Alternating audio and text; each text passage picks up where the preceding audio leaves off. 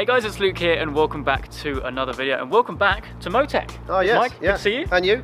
Are you happy? Cold today. Yes, no, I'm really happy. Yeah, that way, yeah, this is filmed on the same day, so the 140 is over there. We've just had the Motech Stance Plus fitted. Yep. And we thought we'd do a quick video on this.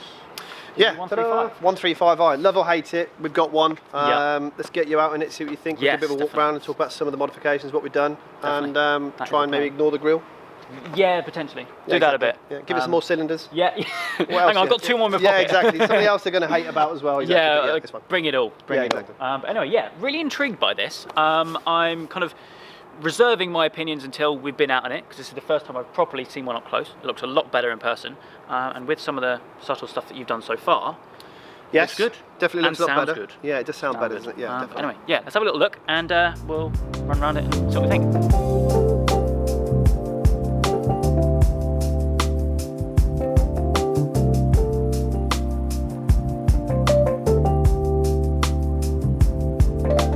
So, M135i, I think it's probably worth we start at the front at the bonnet because it's open. Why not? We are going to start here because, yes, 4-cylinder, yes, Yeah. 4-wheel drive. Okay, next. Right, so development car. So this car has our development Motech Stance springs. We're still working with IBAC on this kit. So at the minute, it's a 25 back and 23 front. We're still working on the front springs. By the time this video goes out on our channels, we'll have fitted the new front springs. So Ooh, okay. that's a little plug there. Yep. So we're a little bit high at the front, but that's the whole point of development, to get it just right. Exactly that. 10mm spaces all the way around on this one. We're normally on the 140s, we go 12 and 15. Yep. Being 4-wheel drive, and this has the 19-inch wheels with the passive dampers. We just put a 10mm onto it. Yeah. Part because we've also been in, which had the first development panel filter on the car as well, and they are also working on an intake. So that's enough about the front. Some of the bits we can't fix. We are also working with a company about some body styling, some certain add-ons. So that should be coming forward as well, trying to make the car look a little bit more aggressive, but still OEM plus is the sort of look we It's go a very for. aggressive car from standard still. Oh yeah, it's got huge ducts, huge intakes and that sort of stuff, and it already has like a sort of splitter kit from factory. Yeah, so we're looking that's to it. have that in place, but then add to that as well. It's a lot more aggressive stock than what the 140s are. Yeah, but the good thing about the 140, like we said before in the previous video, you can add the smallest things, whether it's just a maximum front, springs and spacers, or a rear spoiler, and it transforms the look of it. This car has a lot already done. Yeah, that's very true. So the obstacle we have to face is adding parts to it without it looking too much like it's a lot stuck on stuff, but making it look a lot better. Yeah, yeah. Okay. Cool. So Remus as well. Got Remus exhaust. So as you can see, 23mm will be 25mm drop all the way around. Yep. So front and rear. The springs will probably be to us, I'm hoping mid-Feb. Okay. And yeah, we've also done the Remus exhaust as well. Lovely jubbly. Chrome tips, which is quite different for Remus, I think, isn't it? Well, the good thing about this car is on the 140s behind you, they only offer the carbon and the chrome. Yeah. On this, because it actually runs a longer tailpipe, we have the complete choice. So it's gloss black, chrome, brushed silver, carbon. On the M2, which I used to have, I've always run the chrome tailpipes. I think it works very well on it being a white car, the black diffuser, to have something that stands out, and the fact that obviously the development system for us, people can see it's Remus. Yeah. You know, I do like the carbon, but I quite like the chrome on this one. And plus I like them quite clean. Yeah, it works with the spec, I think, as well. I think so too. Yeah, I do think so too. If the car was maybe a different colour, black, maybe the blue, I'd probably put the carbon onto it. But I think with the white, I think the chrome works really well. Yeah. And the system on this one is a development system that we were given by Remus. We're still doing some work because obviously later cars have Euro 6 compliance, so particulate filters and GPFs. Yep. So we want to fit the exhaust, make sure the valve still works, do a number of miles into it. There's going to be no issues, no email lights. So so far, car's been driven fairly hard with BOTB. That's another little plug for it. You've worked with them, so that's fine. I'm sure yeah, definitely. Yeah, exactly. Yeah, did a little drag race. Yeah, we did, and we won, so that was good. And then, but yeah, it's nice to be able to put the car into different conditions, make sure there's no lights. Because the last thing you want to do is have a product, give it to a customer, he goes around the corner and lights go on the dashboard. Yeah, so. yeah. No, got to test it in all environments. Yeah, so we'll start it up. It's not a very complex system on these. It's pretty much complete straight through non-res. There's no res box in it from factory. Yeah, you were saying that the GPF's quite far forward. Yeah, it's basically the cat GPF in one. So basically turbo, cat GPF, complete straight through to the rear box. Cool, because these were designed to have the GPF rather than this. So the GPF on this is probably about rear door? Yeah, about where the drive door handle is. Okay. Oh, okay, yeah. So they had to add it in. Where the other handle is, if that makes sense. Okay, yeah. So there's a lot. a lot that's been done to that. Where this doesn't have a lot.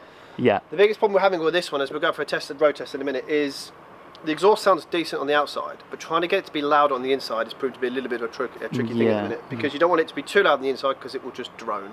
Yeah, that's it. So it sounds nice on the outside. We need about another 10% from it. Remus are working on it, but still, it's the whole point of a development system. Yeah. But so far, we're on the right track. So hopefully by January, February time, we'll have a finished package ready to go. Lovely.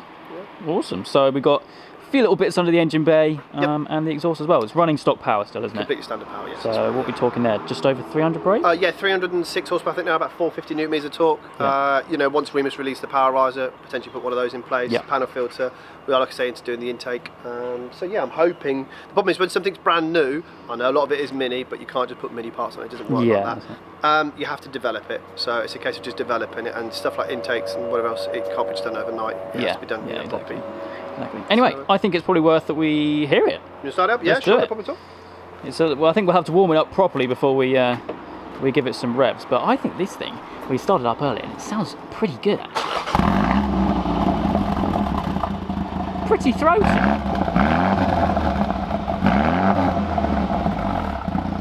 Let's have a little look inside as well. We'll get it warm, we'll get some overrun burbles as well. Yeah. In a minute. Let me just hop in real quick because look at that. Now this is kind of like the new BMW kind of dashboard, isn't it? It's kind of what they're using for everything. But it's nice. It's still recognisably BMW, but in a good way. What they've done very well, I think, is they've actually made a small BMW rather than another 1 Series. The tech in here is very similar to what you would get in the, the 8 Series and X7s and X5s and that sort of stuff. To basically have the same tech moved into a 1 Series is pretty good. That's it, through the whole range. And these seats as well. Are these the standard seats or are they upgraded? Yeah, standard seats. You can only show an upgrade of leather. I almost prefer the Alcantara. It's pretty much all Alcantara, isn't it? Yeah, the whole car is pretty much all Alcantara, yeah. Very nice. Anyway, we'll let it warm up and then we'll give it some revs.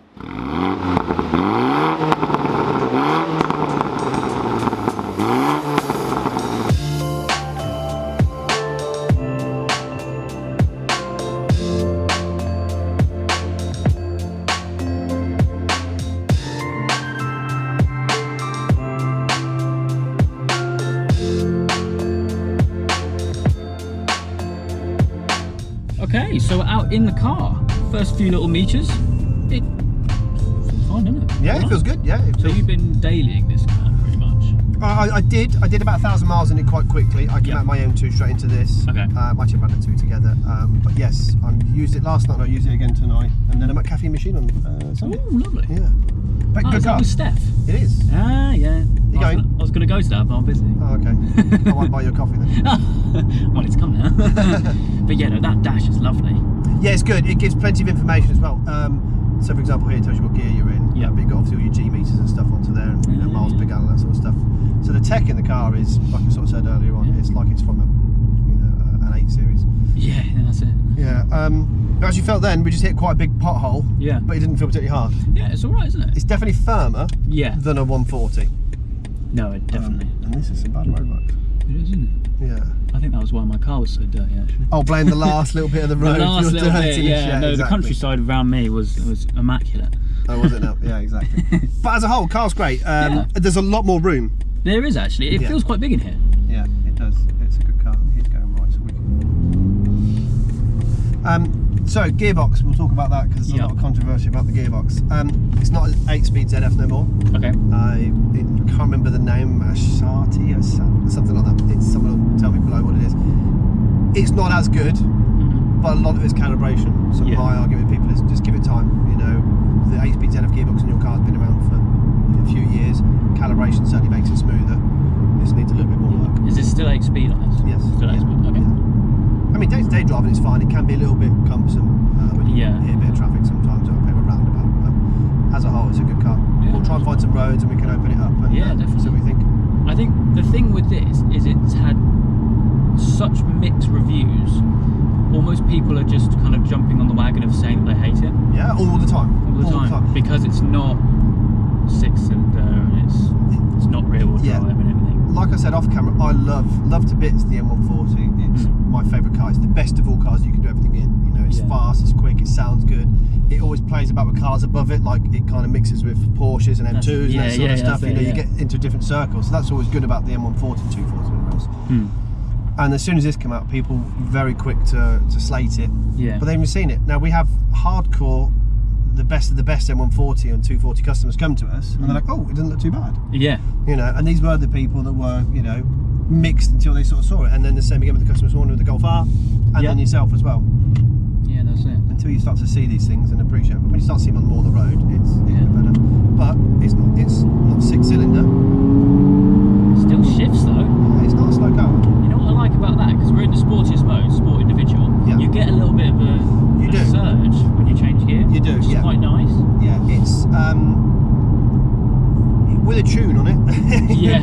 very quick car. It's and you can tell by the exhaust we need to work on a bit more the acoustics of the exhaust. You know, it sounds nice on the outside. It's not a slow car by any means, but the biggest, it's got a tough act to follow being the M140. But my argument is, I haven't said to you, is that it's not branded as an M140. Very true. Yeah. When the M140 comes out, and it is coming, then from this generation, yeah. From what I understand, it's more rear-wheel drive bias, and it's got a mild hybrid as well. Ooh, interesting. So, Intel. Yeah. If you imagine this with another 50 horsepower hybrid, true. You know, it would be a good car. And you have to just look what Mini already doing with the Mini electric E, I think. Yeah, and like the GP3 as well. Yeah, exactly. Well, the GP3 is the same engine, and that is front-wheel drive. So that's third gear. Oh, it goes, doesn't it? Yeah. We've got a lot of torque in this. Yeah, I don't know if we said it on camera or not, but 450? 450 newton meters, yeah, and that's out the box. So yeah, it does pull very well. And what's also interesting about it is it uses the power pretty much the whole time. Yeah. You can put it on the display so you can see it uses the torque quite quickly. You might have to cut this bit out of the video because I can't remember how to do it. No, I don't know how to do this. No, I don't. It's jumping in too many BMWs all the time. Yeah, I do. Car. Vehicle status, driving information. Sport space. Ooh, that's cool. Yeah, and of course you can have it on the dashboard as well. Yeah. But you can see obviously the torque and the horsepower, so you can see Oh yeah. how much torque it is given to you all the time. That's so cool. Yeah.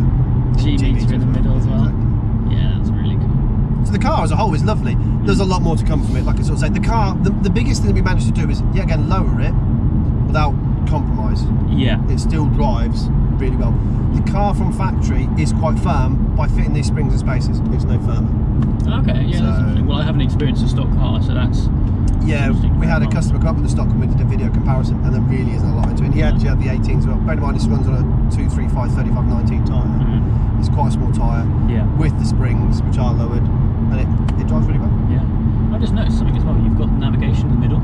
Yes, that's correct. Yeah. I wondered what that big blob was, and that's obviously that's a lake, the lake. which Yeah, is over there. yeah, exactly. A blue blob on the Yeah, which is good. When you have the nav on, obviously it shows up as the road being white, so it's always got a map there, which is quite interesting. Yeah, no, it is. But yeah, you can have whatever you want in the middle. Yeah. You know, the tech in it is phenomenal, but that's what they're trying to sell it as well. Yeah. You know, being a big step up in tech compared to other cars. Yeah. When you said this biggest rival for this car is A35, and actually, I'm going to make a point of this. BMW people will very quick judge this against the 140. Yes, that's it. Yeah. And it hasn't, like I say, you haven't had a 140 come out yet. Yeah, it's not the direct rival. No, that's correct. And also, the Mercedes people, they will go, oh, it's an A35, we know there's a 45 coming out. You know, this is to go against a Golf R and an S3, but not an RS3. Yeah. You know, it's those sorts of things. So, as a whole, it's a good M Light. Yeah. If they do one above it, then we're all very lucky. See, you get a bit of a shove from the back. Yeah. Yeah. And a Golf R wouldn't do that. No, it wouldn't. No. So it's still fun. I've got to be a bit careful because these are public roads. Yeah, that's it. That's it. Oh, there's the lake. Yeah, that's the big lake. Yeah. The sat nav told me. Yeah.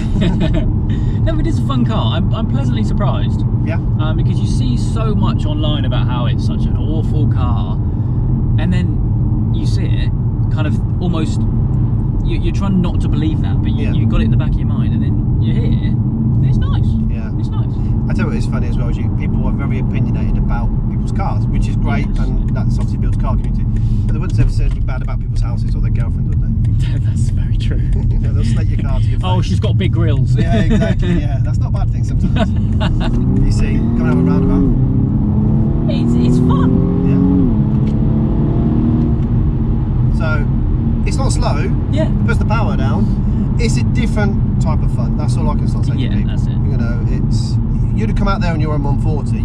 This would have been gone. I wouldn't be here now. No, you'd have been in that bush. I'll be in the nearest hospital. Yeah, exactly. But this can use the whole power the whole time. Yeah. You know, which is interesting because I'm finding myself kind of relating this back to the Golf R. If you think about it, it's quite similar, really. Yeah. In the sense that similar power output, similar engine. Yeah. This is front wheel drive, right? 90% of the time it's front wheel drive, yes. Yeah, and then obviously when it breaks traction, like then you come out of a roundabout and you can feel it, and you change again, you can feel it sort of push from the back. Yeah. So it is an X-drive car. Oh, gotcha. Yeah. So it's four-wheel drive, but it's not like a Haldex system like they have in the Golf R. the Golf R you wouldn't know is four-wheel drive. This, you can definitely feel like then, you can feel a bit of a punch coming from the back. Yeah. I mean, even just cruising along like this. Oh yeah, it's phenomenal. So we put it into comfort mode. The acoustics in here are amazing because it's so quiet. It is. Phenomenally quiet, which is our biggest problem with the exhaust. Yeah. So that's something we're having to work on. And like I sort of said, outside it sounds great. Inside, it's just a bit too muted. But if it's too loud on the outside, it will annoy neighbours and work colleagues and whatever else. And then if it's too loud on the inside, you get a resonance and a drone. It's still a valved exhaust system. Oh yeah. Okay, so I think we can work on that. I think what they need to do is basically when you open up the valve, is bypass the box. At the minute, it's still going into the box. You need to have that, which is very similar sort of setup they put on the M2s and stuff like that. It will be the best of both. So you've got the valve going into the box and then open, can be completely straight open. Problem is with that, you have to be a bit careful with particulate filters needing back pressure to be able to clear themselves out. So we've got to develop another exhaust system, and then we've got to try it. And of course you've got to do miles into these things. You can't just put it on. That's it. Go around the corner, no problems. Cool. Well, it's interesting to get that point of view of like a development car. It's not like someone else's car which has got this on. Yeah, it is exactly that. Like I sort of said to the springs, I've got no problems at all in saying that the springs, the ride quality will be the same, but we've still got to work out the ride height. It's the whole point of the development. You know, it's one of those things. We are in the process of trying the springs on another car as well. It's actually Maxim Design's car. It's actually at Essex Motor Show this weekend. Okay. And I think they've got adaptive dampers onto it as well, so we need to get some more feedback from that, because obviously it's a different setup again. But you've got to do these things. You've got to just basically use them like real people would do on the road, and then we can open up a little bit here. Gear changes are quick. Yeah, they are quick with the top end. That first gear was me slipping. What's quite interesting about this actually is when you put it in manual, it will hit the limiter. Put it in sport, it won't. Yeah, so it won't up change. Yeah, that's sometimes. So you really are like on the pedals. On your own. Yeah, yeah. So of course, if you put it into sport mode and let the rev limiter hit, it does hit the rev limiter. Yeah. So it's quite good, but yeah, it's quite a quick car. And seeing as it's running stock power as well. Yeah, complete stock. I mean, you can see. Yeah. It feels like it's running more than 300. It's the torque that does that. Yes. Yeah, it's definitely the torque. So this is 50 newton meters up more than an 835, and there's been some drag races done. There's not a lot off the line, because you're not going to get a lot off the line, because it's just down to grip. But mid-range, when things start to come into aerodynamics and you've got to be able to push the car through the air and resistance off tyres and that sort of stuff, the more torque you've got, the better. So that's why it works quite well. But it's not an M140. No. But let's just give it a little bit of a chance. Yeah, that's it. And there, from fourth gear. Yeah, that's just, we didn't redline, it's just a bit of a tickle. And this is quite a bumpy road, and it's really sure-footed. Yes. Yeah. I mean, we're not being thrown around everywhere. No. Alright. It's comfortable. It's a really good little BMW. It is, yeah. No, I like it. Now what do we do? Do we paint the grills black, or do we leave them the bronze colour? I think black. I knew you'd say that. Yeah, they do look good in black. I've seen a few pictures. But they don't release it as an M Performance part yet. They probably will do, no? Well, it's coming out, but it's not something you can buy. Oh, so you can only spec it. Yeah, well, I don't know if you can even do that in this UK at the minute. It doesn't, like I sort of said, I didn't mention it. The pack on this car, the only option I ordered was the M Plus pack, which has the 19-inch wheels, the sun protect glass on tinted windows, and then Harman Kardon. But if you wanted adaptive suspension, you lose the 19-inch wheels. Yeah, that's weird, isn't it? This is where it gets really weird. When you order the 18-inch wheels, it comes like an fuel-saving tyre. Yeah. So you're telling me you'd buy an M135i with adaptive suspension, but then you're going to put an eco-saving tyre onto it. So it's really, really hit and miss. But this car does ride quite well on the passive dampers. It's not bad. No. Not bad at all. When we were on the drag strip, it was a little bit fluffy at 120, 125. But that could just be the wrong way or aerodynamics of the car. In terms of other development plans, I understand that probably most of this is quite secret still. No, well, yeah, most of it is. Pipe panel filter was just fitted a couple of days ago. They're working on the intake. Body styling we're still working on. Tuning, we'll look into doing the tuning box with Remus. They're based in Austria, so we'll let them do it. We'll send it across, and then you've got to remember that different countries, not so much between us and Austria, but different parts of the world have different altitude, temperature, fueling quality. So we have to make sure something's right for the UK. Like in South Africa, for example, they're 1,000 millibar above us. So cars obviously, working harder to make the same power. Yeah, which is 1 bar. And then fuel quality as well is nowhere near as good as what we've got over here, but we're lucky enough to even have Tesco's 99, which is a good fuel. That's really interesting to think about as well, because I wouldn't normally think about all those different factors. No, yeah, think about it, yeah. It's interesting. Yeah, exactly. And then that's when you're building a global product. Just because the springs work very well in the UK doesn't mean they work very well elsewhere, which is sometimes quite good, because when the Germans manufacture their springs to get TUV approval, they're testing on German roads, which are better than ours. So if you have a spring that's a bit better suited when we're driving through a flooded road here, good job we've got X-Drive at 18 mile an hour. But we'll put it up here in sport. You know, so it makes a difference, but see, it just... Yeah. It's got a lot of character. Yeah. It puts a smile on your face. It's quick. And it's quick. You have to say, even though it's kind of, I could feel the front end going a little bit there, and it's always going to have an element of torque steer. It is most of the time front wheel drive. But when obviously it needs it like then, you can feel a bit of a shove from the back, and a Golf R doesn't change gear like that. No. So it's definitely better on the gearing than a Golf R. Yeah. Sweet. Well, I think that's probably going to round up this video.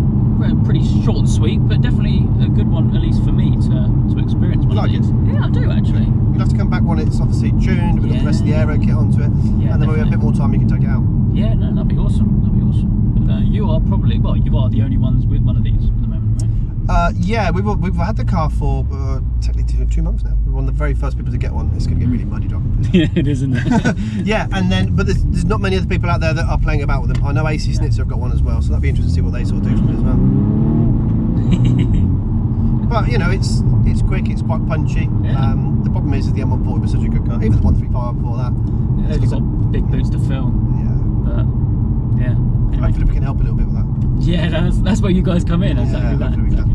But anyway, no, a huge thank you again for not only fitting my springs and spacers, but also taking me out on this. Yeah, no problems at all. I shall of course leave the links down in the description down below. Thank you very much. Whack the YouTube in there as well. Why not?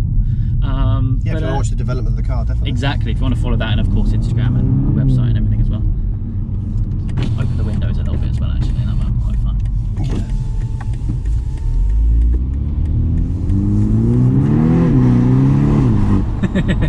Anyway, that's going to wrap things up for today. Hope you guys have enjoyed. If you have, please do make sure you leave a like and make sure you subscribe for all the adventures that we come.